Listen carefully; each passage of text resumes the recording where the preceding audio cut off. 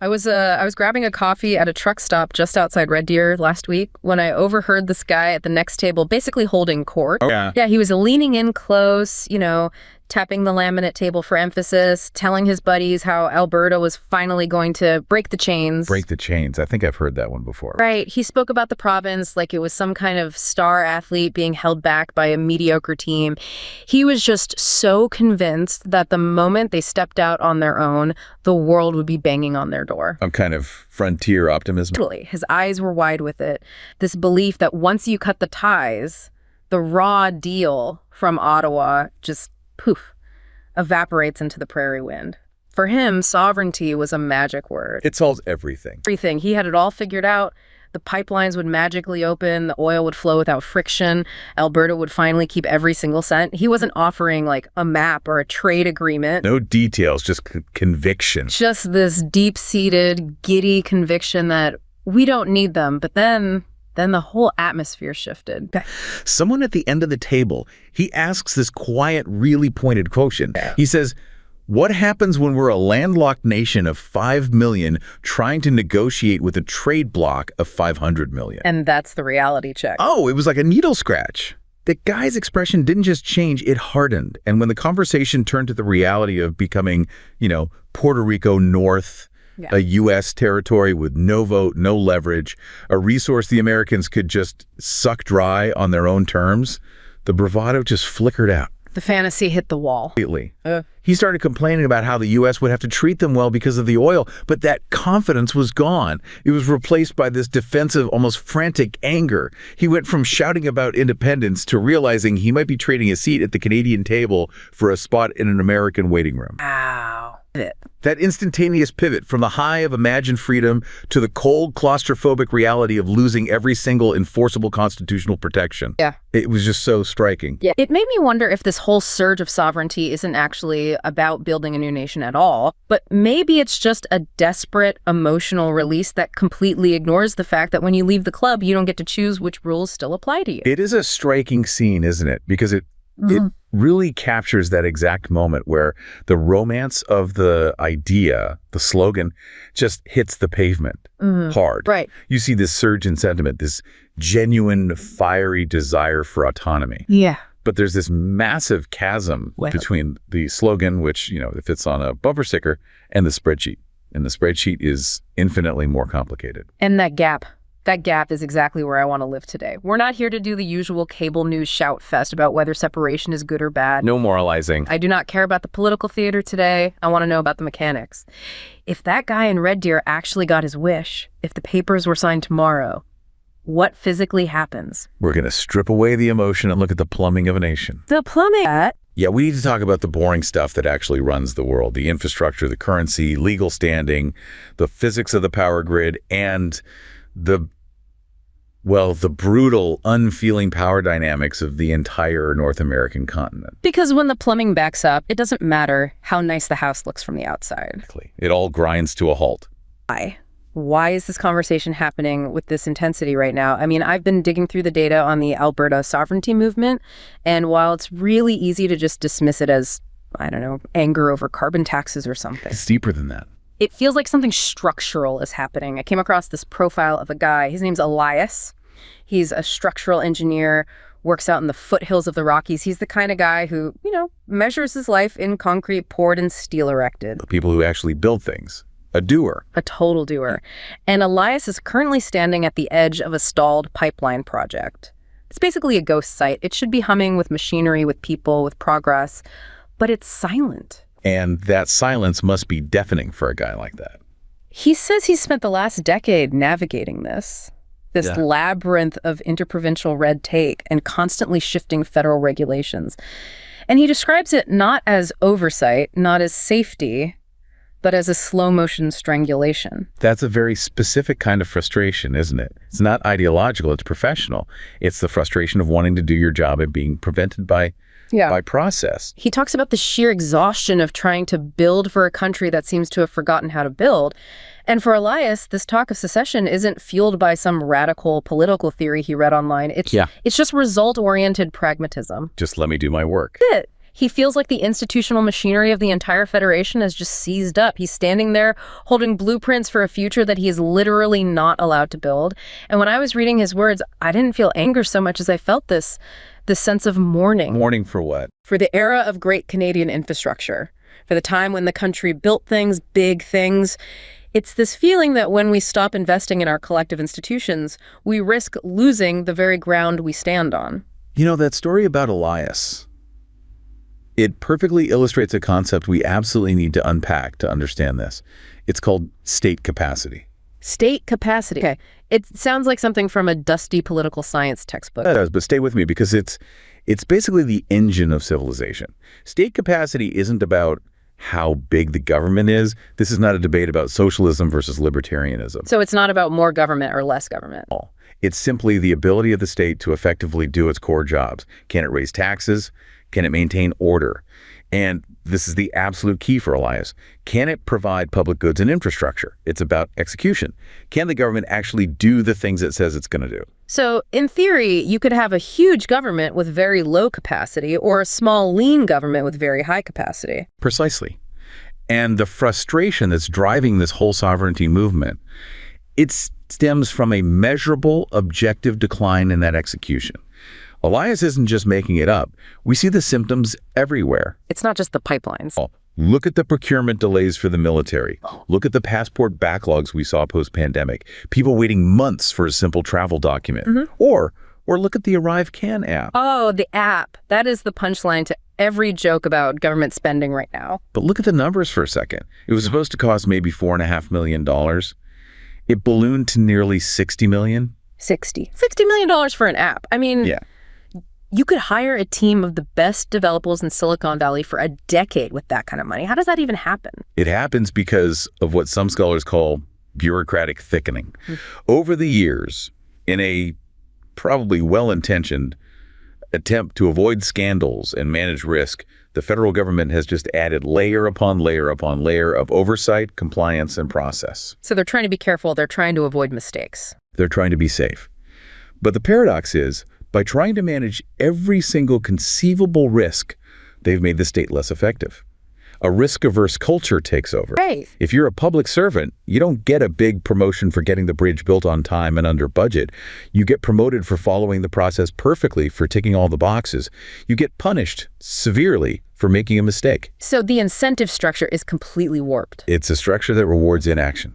The safest thing to do is nothing, or to do things so slowly and with so much consultation that you can't possibly be blamed if something goes wrong. It's a vetocracy. I've heard that term thrown around a lot lately. It's perfectly appropriate here. We have entered what some call a sclerotic vetocracy. It has become infinitely easier to stop a project than it is to start one. Any number of groups can kill a project, but no single group can greenlight it. You have interest groups, procedural fetishism, endless environmental reviews that loop back on themselves. It all just blocks action. Now, put yourself in Alberta's shoes for a minute. Okay, I'm Alberta. My entire modern economy is based on digging things out of the ground and moving them long distances. Your whole identity and your economic engine rely on building big physical things. Pipelines, processing plants, you name it. When you are part of a federation that has evolved into a vetocracy that doesn't just feel annoying, it feels like the system is structurally designed to kill your primary industry. So when a guy like Elias says he wants out, he's not really making a grand political statement. He's basically just saying, I want to go somewhere where I'm allowed to work. And this feeling has caused a massive shift in the political tone in the West. Do you remember the Reform Party era in the 80s and 90s? Preston Manning. Sure, the West wants in. That was the big slogan. The West wants in. Think about what that meant. The goal back then was Senate reform, fair representation. It was about getting a fair shake within the club. It was an argument with the family. Right. It assumed that Canada was a good club to be in, but the seating chart was just messed up. It was optimistic, in a weird way. It believed the system could be fixed from the inside. But the mood now is totally different. Yeah. It's not the West wants in anymore. Now it's the West wants out. Right. This isn't about getting a better deal within Canada. It's about rejecting the legitimacy of the federal order entirely. It's saying the club itself is broken. Or that it's actively hostile to your interests. This brings up an interesting distinction I was reading about in the research.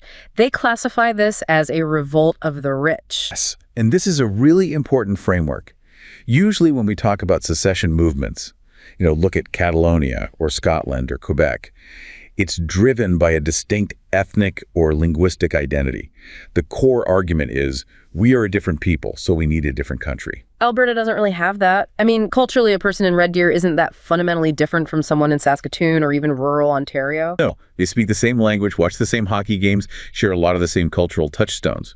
Alberta fits the profile of a revolt of the rich perfectly.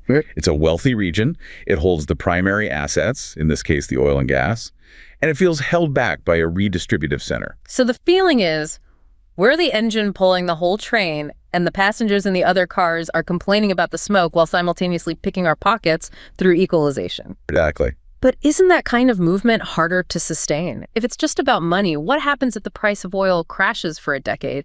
Does the anger just go away? Yes. Revolts of the rich are very transactional. If the money dries up, the reason to leave tends to dry up with it. But there's a new factor here, and it's much more potent than just dollars and cents. It's status loss. This is crucial to understanding the heat of the current movement. Status loss. It's the deep-seated feeling among energy workers, farmers, rural Albertans, that the very people who built the country, the people who do the hard physical work that keeps the lights on and the houses warm, are now being treated as a problem to be solved. They feel like they're being portrayed as villains in the national story. As moral pariahs because of climate change. You hear the rhetoric about a just transition. To someone in Ottawa, that sounds progressive and necessary. To a third-generation oil patch worker, it sounds like your job is dirty, your skills are obsolete, and we need to transition you to something else. We need to manage your decline. Exactly. That doesn't just hit people in their wallets, it hits them in their dignity. It fuels a conspiratorial anti-elite sentiment. It creates a narrative that says the elites in Ottawa and Montreal don't just take our money, they despise us, they hate our way of life. And that fuels a much hotter, more durable anger than just arguing over tax rates. And we're seeing this manifest in actual policy now. This isn't just talk radio chatter anymore. You have the Free Alberta strategy, which has moved from the fringe right into the Premier's office. It's being mainstreamed. You have the Sovereignty Act. You have these very real threats to withdraw from the Canada Pension Plan. Which is, the logistical nightmare of trying to untangle that is just mind-boggling. And the idea of creating a provincial police force, of refusing to enforce federal firearms laws or emissions caps, it feels like a high-stakes game of constitutional chicken. It is a game of chicken. They are pushing and prodding at the very structure of the Federation to see where it cracks, to see if it breaks. But this is where we have to pivot. We've established the emotion, the politics, the anger. We get the why. But now we have to look at the map. And the map doesn't care about your feelings. The map is ruthless. The physics are unforgiving. I was reading a report from some energy logistics analysts, and it featured this woman named Sarah. She's a logistics coordinator for a major oil firm in Calgary. Her entire job is literally staring at a digital map of North American trade routes all day long. She's watching the flow, the real-world flow of the product. Exactly. And in her world, the federal guarantee, the simple fact that Alberta is part of the legal entity called Canada, is the only thing keeping the valves open across provincial lines. It's the invisible infrastructure, the legal and political framework. She knows that the moment an exit is signed, Alberta becomes a geopolitical island. One analyst in the report described it as a geological fortress with no doors. Wow, a geological fortress with no doors. Powerful. Without that federal umbrella, the energy grid she manages doesn't just face tariffs, it faces an existential blockage. She's looking at spreadsheets that show a measurable decline in export throughput, which is just a fancy way of saying oil we can't sell. And for Sarah, that's not an abstract political point. That's the viability of her entire industry. It's the terrifying realization that her life's work is tied to a resource that might suddenly have no legal path to the sea. It's an incredibly claustrophobic narrative when you see it from her perspective. Sarah is dealing with what we could call the water principle of economics. Energy is like water in a modern economy. It has to flow. If you build a dam and block a river, it doesn't just stop the water, it floods the town upstream. And in this analogy, Alberta is the town upstream. Alberta is the town upstream. And this comes down to the most brutal, unchangeable fact on the map. Alberta is landlocked. We cannot overstate the importance of this. It has no coast.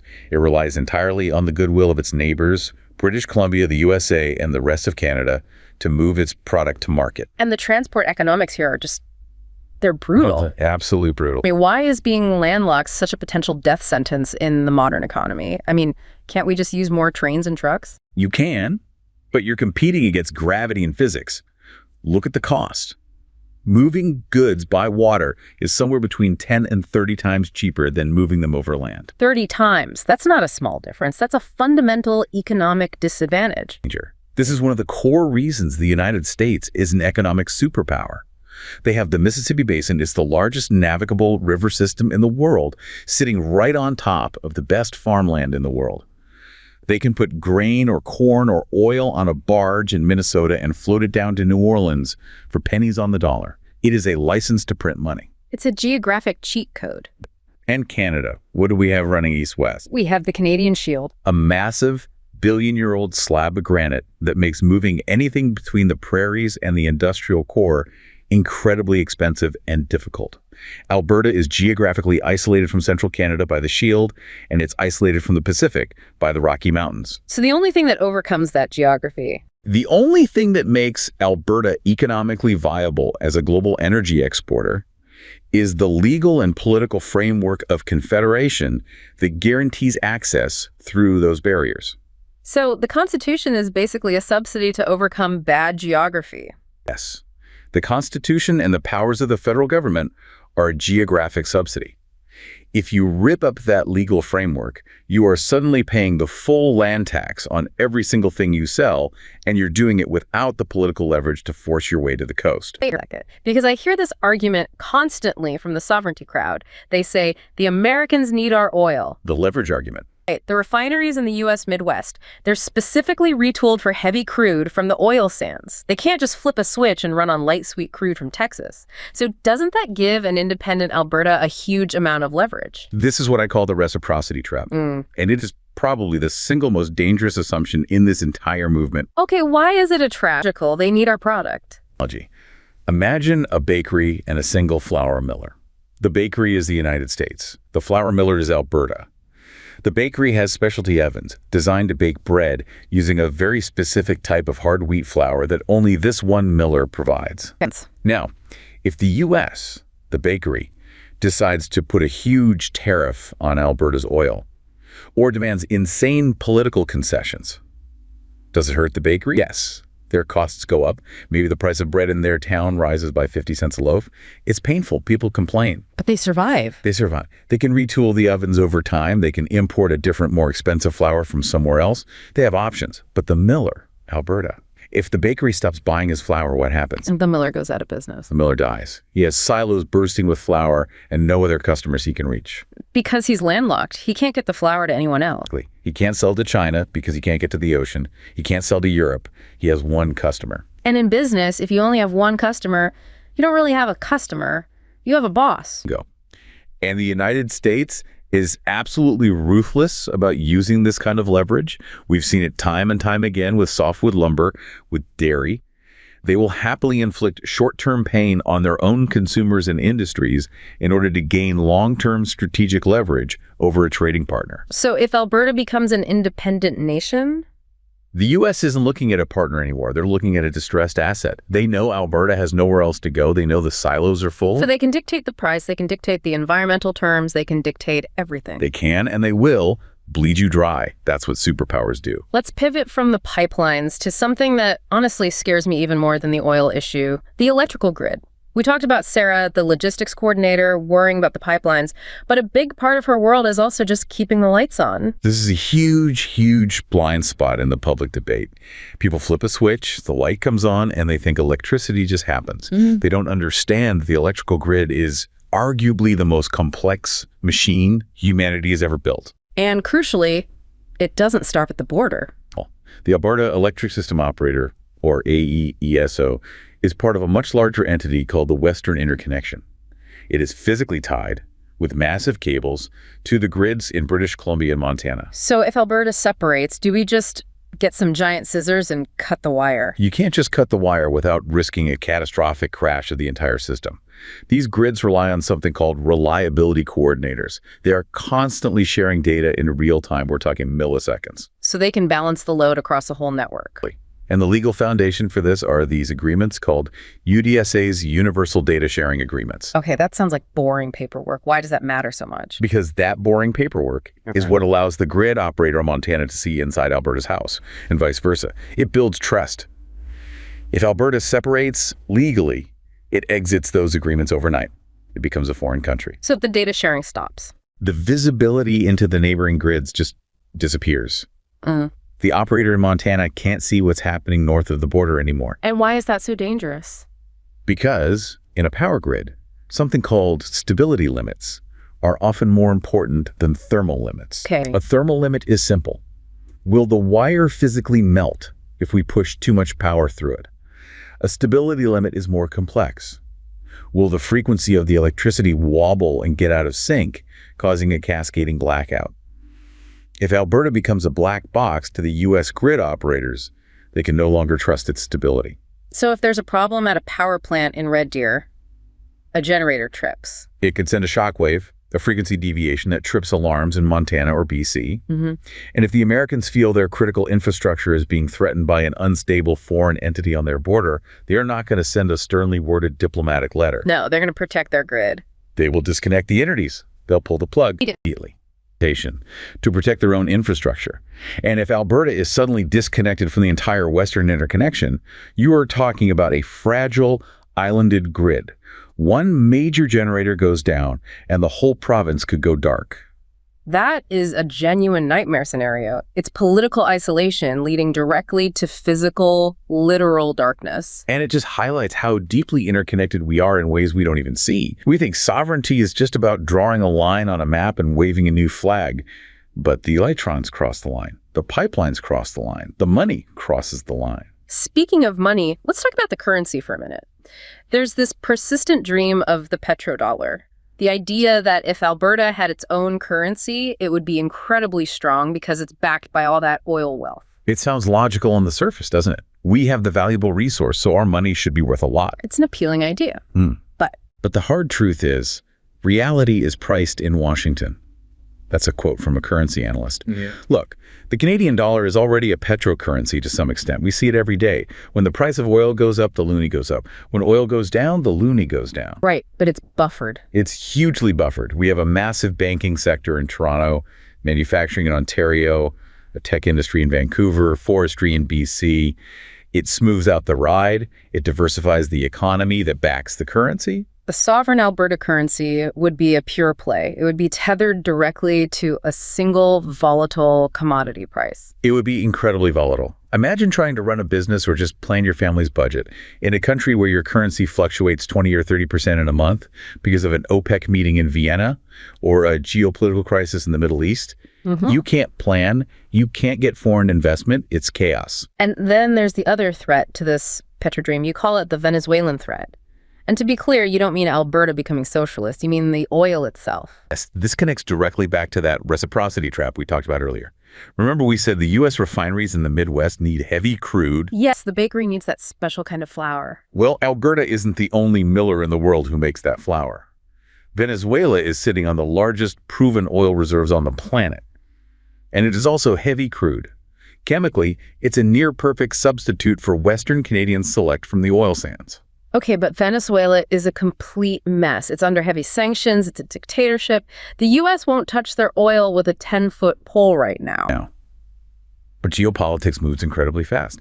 What happens if a new U.S. administration, say a pragmatic hawk or a deal maker like a Trump-like figure, decides to pivot? If they decide to rehabilitate Venezuela in order to get access to that oil and sideline Russia and Iran? Or even just install a more friendly government, bring them into the American orbit. If the U.S. can get a stable supply of heavy crude from the Caribbean, which can be shipped by water, which, remember, is up to 30 times cheaper than shipping it by land from Alberta, suddenly, Alberta isn't a strategic necessity anymore. We become a very expensive, very difficult backup plan. The discount on Alberta oil, the WCS versus WTI spread, is already painful. What is it, usually $13 to $20 a barrel less than the benchmark price? And that's with the full weight of the Canadian government fighting for market access. If the U.S. pivots to Venezuelan supply, that discount could balloon. We could be in a situation where we're practically giving our oil away just to get it out of the ground. So we are betting the entire future of a sovereign nation on a single customer who might at any moment decide to start shopping at a new store across the street. A store that is closer, cheaper, and that they might eventually decide to buy and manage themselves for their own benefit. That is deeply sobering. And it leads us, I think, to the final and maybe the darkest part of this deep dive. We've talked about the institutional breakdown within Canada and the physical and economic trap of geography. But let's look at the endgame. Let's look at the geopolitics. The geopolitical absorption. Yeah. I've been tracking this narrative from a retired Canadian diplomat based in Edmonton. He talks about the concept of Western decadence. And he doesn't mean, people partying too much. No, it's a geopolitical term. He means a society that has lost the institutional will, the collective ability, to survive as an independent entity. He watches the sovereignty movement not with anger, but with this profound sense of loss, of tragedy. He sees it as a symptom of a deeper illness. He sees the potential absorption of an independent Alberta into the United States not as a liberation, but as a symptom of collective survival capability that has simply eroded away. To him, the idea of becoming a northern territory, Puerto Rico of the North, is the ultimate admission that the entire Canadian project has failed. Puerto Rico North. It just chills the blood, doesn't it? One of his contacts was quoted as saying, "We are trading a seat at the table for a spot in the basement." But hold on, I have to push back on this again. Why Puerto Rico? Alberta is wealthy. It has nearly 5 million people. It has vast resources. If we were to join the U.S., wouldn't we be the 51st state? Wouldn't we be a powerhouse like Texas? This is what I call the 51st state fantasy. And it is, I'm afraid, almost certainly a fantasy. You have to stop looking at it from Alberta's perspective and start looking at it from Washington's. Why would they give you statehood? Well, because we bring the oil, the resources. But if you're an independent, desperate, landlocked nation, they get the oil anyway on their own terms. Statehood is a political gift, and it comes with costs for them. What cost? Think about the U.S. Senate. 2 senators per state, regardless of population. If you bring in Alberta as a state, you are adding 2 senators who would almost certainly be very conservative. That fundamentally upsets the delicate, razor-thin balance of power in Washington. The Democratic Party would likely fight it to the death. Okay, so the domestic politics in the U.S. would block statehood. If you make Alberta a state, you have to fully integrate their healthcare system into the U.S. system. You have to take on their pension liabilities. You have to extend all federal programs. That's expensive and complicated. Why take on all that headache? So what's the alternative from their perspective? Territory status, like Puerto Rico or Guam or the U.S. Virgin Islands. Explain the practical difference in. As a territory, the U.S. government gets federal control over your resources and your foreign policy. They get the strategic value of the land and the oil. But the citizens, they're U.S. nationals, but they don't get to vote for the president. They don't have voting representatives in Congress. It's literally taxation without representation. On a massive national scale. You are subject to American laws. You can be drafted into American wars. You are bound by American trade policy, but you have zero say in crafting any of it. So Alberta becomes a resource colony. We would lose our seat at the G7, which we currently have through our place in Canada. We would lose our vote and our voice in Ottawa. And in exchange, we get to be a protectorate. You get managed. That is the key word you'll hear from U.S. strategists. The number one U.S. strategic imperative on its northern border is stability. They want it quiet. They want the resources to flow. And this brings up the indigenous factor. We have barely even touched on that yet, and it's a huge piece of this puzzle. It's a massive legal and political landmine. If Alberta unilaterally separates from Canada, the numbered treaties, which were signed between First Nations and the Crown, are arguably abrogated. They become null and void. So the entire legal foundation for land rights and sovereignty in the province just disappears overnight. And you can be certain that First Nations would immediately challenge the legitimacy of the new Albertan state. You would see blockades on pipelines, on rail lines, on major highways. And we've seen in recent Canadian history how effective those blockades can be at grinding the economy to a halt. An independent Alberta is in chaos. Its legitimacy is being challenged from within. Critical infrastructure is blockaded, stopping the flow of oil. That oil is needed for the refineries in the U.S. Midwest that fuel the agricultural and industrial heartland of America. The Americans are not going to just sit on their hands and watch their vital supply chain dry up because of political instability in a tiny new country on their border. They will intervene. Now, it wouldn't be an invasion with tanks rolling down Jasper Avenue to conquer the place. It would be framed as a security operation, a mission to restore stability and secure the supply chain. They'll come in to keep the oil flowing under the guise of helping. Exactly. And once the superpower security forces are in your country to help, they don't leave until they feel secure. It's the fundamental difference between being a partner and being a problem. Right now, Canada is a partner to the U.S. A flawed one, a junior one maybe, but a partner. An independent Alberta risks becoming a security problem to be managed by the Pentagon. That is the tragedy the diplomat was talking about. It's not a glorious ride into the sunset. It's a slow erosion of will leading to a quiet surrender to the overwhelming gravitational pull of the superpower next door. It creates what they call a geographical nightmare for the U.S. as well. An independent Alberta physically cuts off Alaska from the lower 48 states. It potentially isolates British Columbia from the rest of Canada. The map becomes messy, and great powers hate messy maps on their borders. They have a long history of tidying them up. So let's bring this all back to that guy in the truck stop, the guy with that frontier optimism who just wanted to break the chains. He wanted agency. He wanted to feel like he was in control of his own destiny. And I get that. I really, truly do. We all get that. It's a fundamental human desire for self-determination. But the paradox, the sovereignty paradox, if you want to call it that, is that by chasing that feeling of total control, by severing the ties that bind the Federation together, you actually end up with less control. Less. You trade a flawed partnership where you have a voice, you have veto power, you have constitutional rights, for a relationship with the superpower where you have zero leverage. You move from a system of predictable interdependence, where we at least know the rules of the game, to one of managed volatility. Managed volatility. Clinics. Every single border crossing becomes a negotiation. Every pipeline valve becomes a political weapon.